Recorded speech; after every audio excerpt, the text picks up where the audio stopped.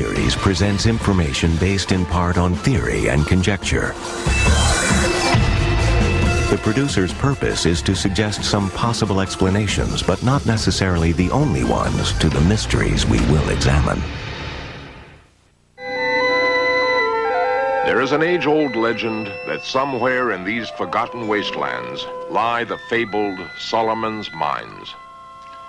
The Bible states that Solomon exceeded all the kings of the earth for riches.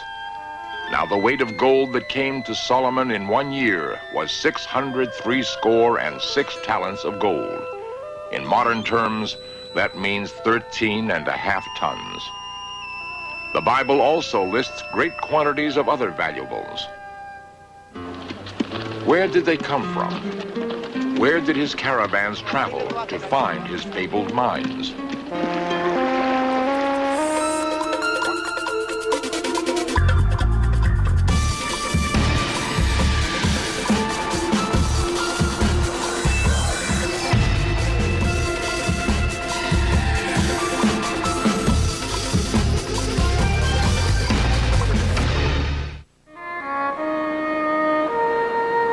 For centuries, the Israelites had been nomads.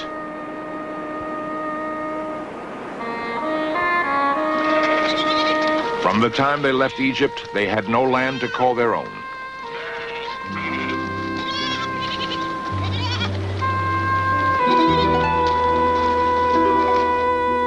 King David, according to the Bible, brought them a dream, a city of their own, Jerusalem.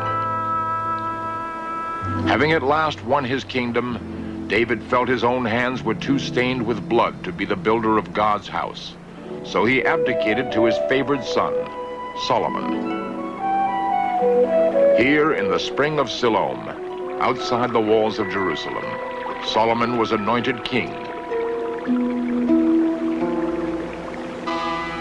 The first temple was built by Solomon, and it made Jerusalem the center of the Jewish religion for all time.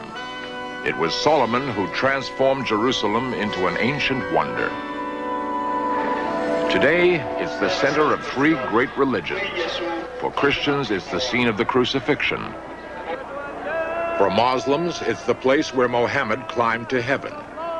And for Jews, the Wailing Wall has special significance because it is all that remains of the Western Wall, the site of Solomon's temple.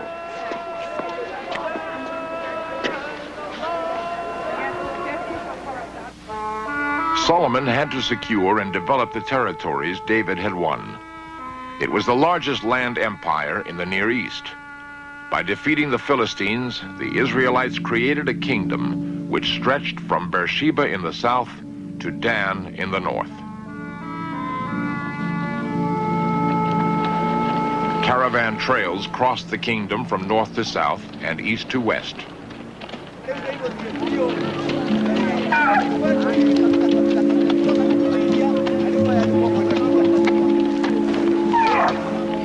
Solomon found himself controlling the crossroads of trade for the civilized world, and so was able to command a steady income in tolls for safe passage. Solomon built 6 mighty fortresses which secured the main trade routes of the Middle East. To the northeast, stretching along what is now the Lebanese coast, were the kingdoms of Phoenicia. The Phoenicians had great resources of timber and metal, and skill in working them. What they lacked were agricultural products. To compensate, the Phoenicians turned to trade. Solomon had an abundance of grain. The Phoenicians were a great maritime power. Their alliance with Solomon would make him the richest merchant prince in the world. In exchange for grain, Phoenicians sailed the oceans and traveled to the limits of the known world and beyond, seeking trade goods. Solomon's harbors assumed a new importance. They would become bases for a Phoenician sea trade and provide homes for Phoenician skills and technology. He sent 10,000 men to cut the cedars of Lebanon, timber for his great building projects and for his new shipyards. And even today, the remains of slipways still run down to the sea.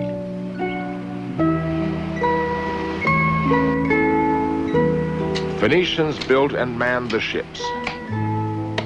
Not just vessels to ply the coastal trade, but ships which could go on a 3-year voyage to the land of Tarshish.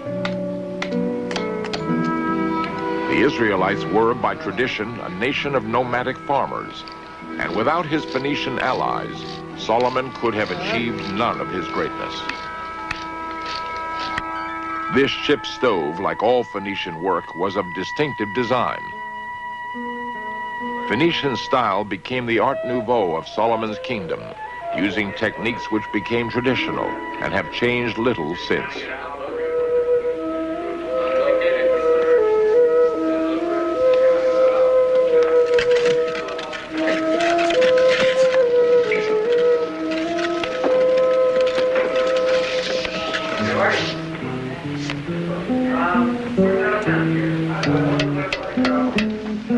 Metalworking, too, was virtually a Phoenician monopoly.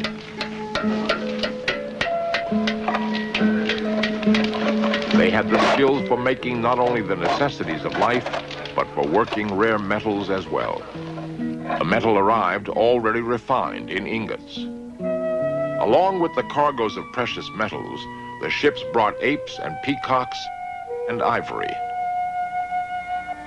Their skill at working with gold keystoned the craft of the Phoenicians and creates the mystery. Where did Solomon's gold come from? The answer to the question may be found in the extraordinary relationship that developed between the Israelites and the Phoenicians. Each had what the other needed. To find Solomon's mines, it's important to understand the trade between the two nations. The Phoenicians opened up to Solomon the trade routes of the world. In return, Solomon guaranteed them a regular supply of oil and wheat. This agricultural surplus gave him his purchasing power and was the real basis of his wealth.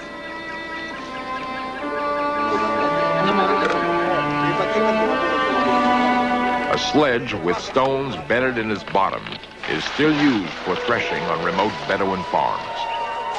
The wheat is spread on the threshing floor, and the continual circulation of the sledge gradually separates the grain.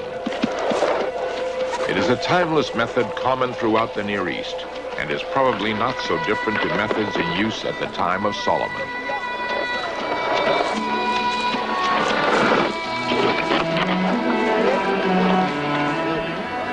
Tossing the wheat in the air separates the chaff, which is blown away in the wind.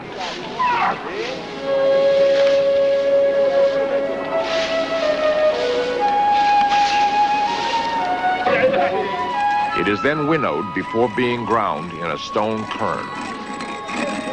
The grain is poured into the center of the quern and emerges as flour for the baker.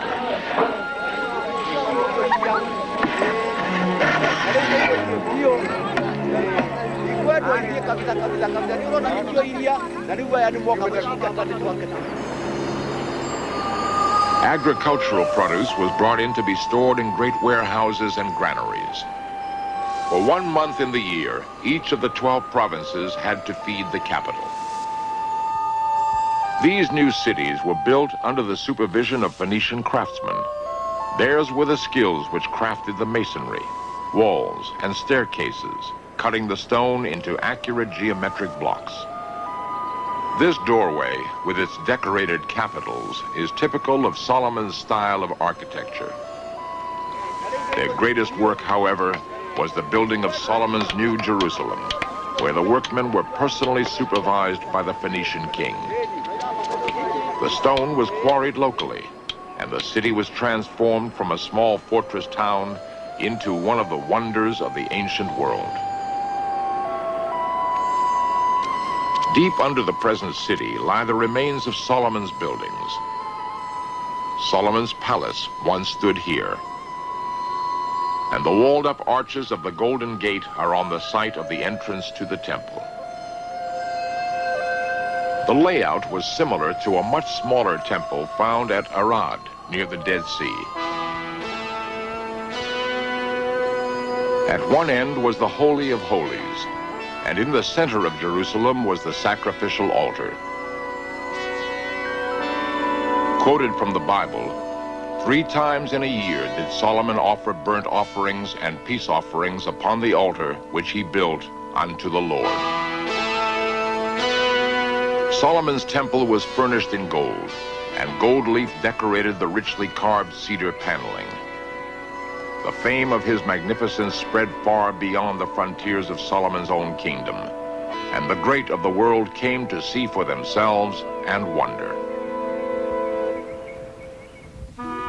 Ezekiel refers to silver, iron, tin, and lead coming from Tarshish.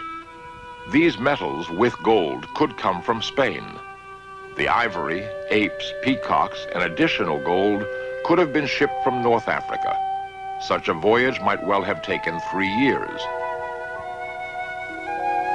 Solomon struck a deal with the Phoenician king Hiram. In view of the success of their joint operations in the Mediterranean, they agreed that together they would open up new trade routes to the south in the Red Sea. The Bible tells us that a joint fleet was built at Etzion-Geber. Was this the port from which the Phoenician gold ships sailed? A world-renowned metallurgist undertook archaeological excavations. Professor Rothenberg. This would not be a possible site for a port. You wouldn't possibly be able to build a ship there. The winds are so strong, the south winds are devastating. It's the worst place in the world to look for a port. The only site I can see is a small island called Jasirat Pharaon, the Coral Island, south of Eilat, which has a natural port, a beautiful anchorage. Even in the biggest storm, it will be quiet in that small bay. It's the only natural port, and I'm sure this is the site. Here, excavations unearthed warehouses and workshops. Were the remains of caulking pitch and tar, which were found beside the small fortified harbor, used on Solomon's new fleet? The whole island was enclosed in a fortified wall, part of which still exists at the base of later fortifications. This new port would open up a whole new hemisphere. It would challenge the land routes across Arabia. Eventually, the Phoenicians would reach India and circumnavigate Africa. Could Solomon's mines have been in one of these new and distant lands? The existence of Solomon's sea trade brought strength and wealth to his land. It also brought the most famous woman of the time to him with a sense of need and humility. The Queen of Sheba came from southern Arabia, the wealthiest region of the Semitic world. She brought gold, supposedly from her mines, frankincense and myrrh from deserts in her kingdom, and spices and other goods derived from her trades in India. Solomon, with his Phoenician ships, obviously disturbed very much the overland route.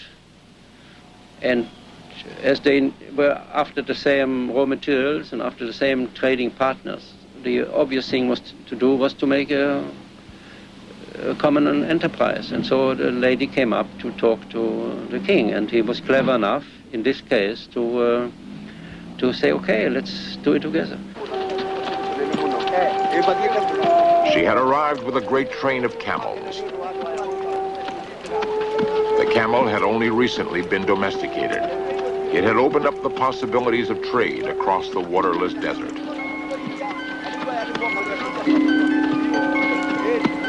So it seems they concluded their trade treaty. In return, Israel would have provided her with agricultural produce and manufactured products of third countries like Phoenicia. The queen was certainly impressed by what she had seen. Thy prosperity exceedeth the fame which I heard. Silver was nothing accounted of in the days of Solomon. Everything at his court was made of gold. But where did it all come from? While the Queen was in Jerusalem, another cargo of gold and precious stones arrived from Solomon's port in the Red Sea. This jar was labeled Gold of Ophir. Ophir certainly existed, and it has fascinated biblical scholars for centuries. Where was it? Was it in the East? In Africa? Even America? Modern Israelis called this new town Ophira because they believe that Solomon's mines are somewhere nearby in the mountains of southern Sinai.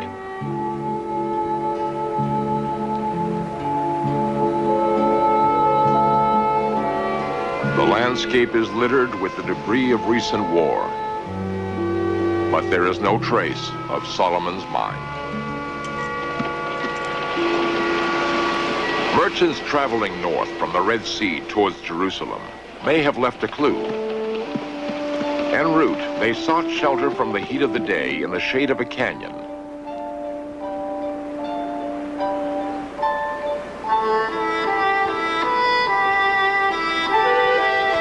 As they whiled away the hours, they sometimes carved their names on the rocks.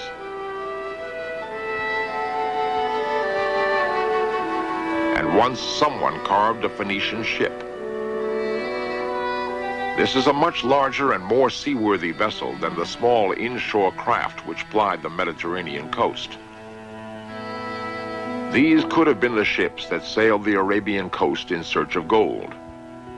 From the size and number of amphora jars they carried, we conclude that these ships were large and strong enough to sustain long voyages.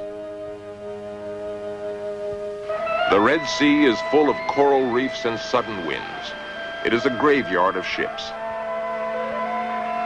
And even today, the local fishermen cast their nets in the shallows rather than venture upon the waters. To avoid the monsoons, the ships would have to leave in July and return in December.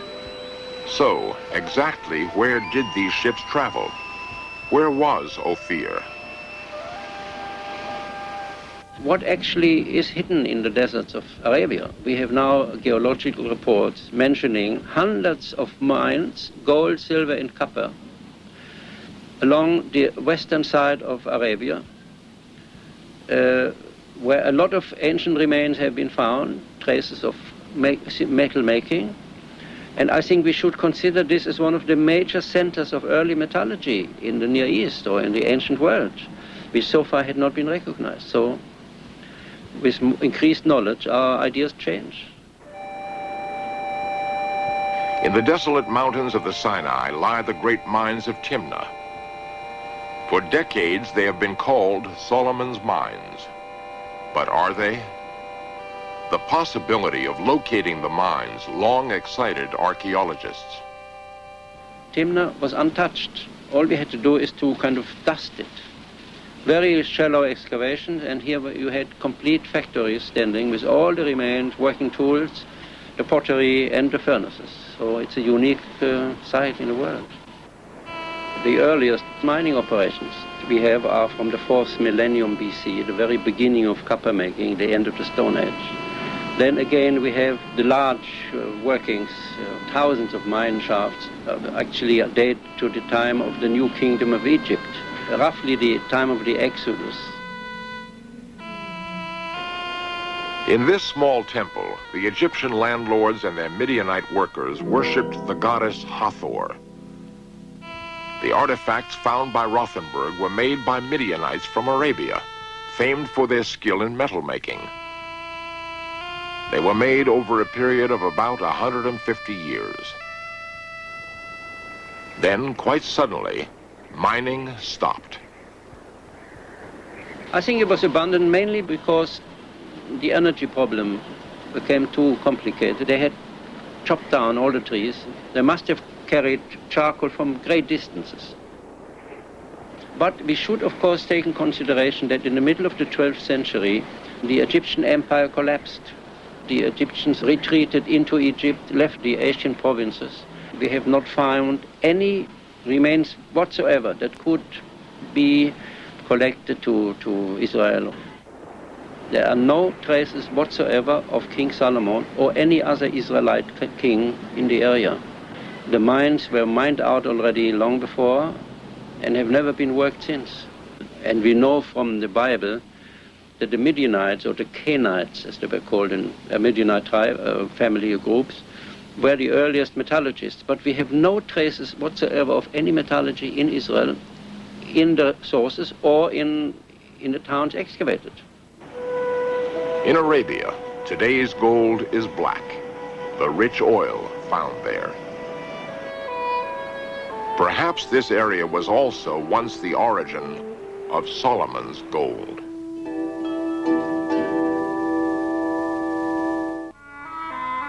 Did Solomon ever have his own mines, or did he simply trade with people that did? After his death, his kingdom fragmented, and his ships rotted on the shore. Solomon's trading partnership with the Phoenicians had made him the richest man in the world. The magnificence of his wealth was never to be seen again in Israel. Historians who wrote about it long after his death made it a legend in its own right. Where it came from was forgotten. All that was left was a memory of untarnished glory. The sun had set on the greatest maritime adventure of the ancient world.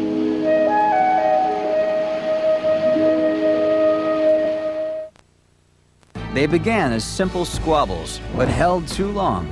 These are the feuds that devastated hundreds. They thought it would be a clean operation, aided by the element of surprise. They were dead wrong.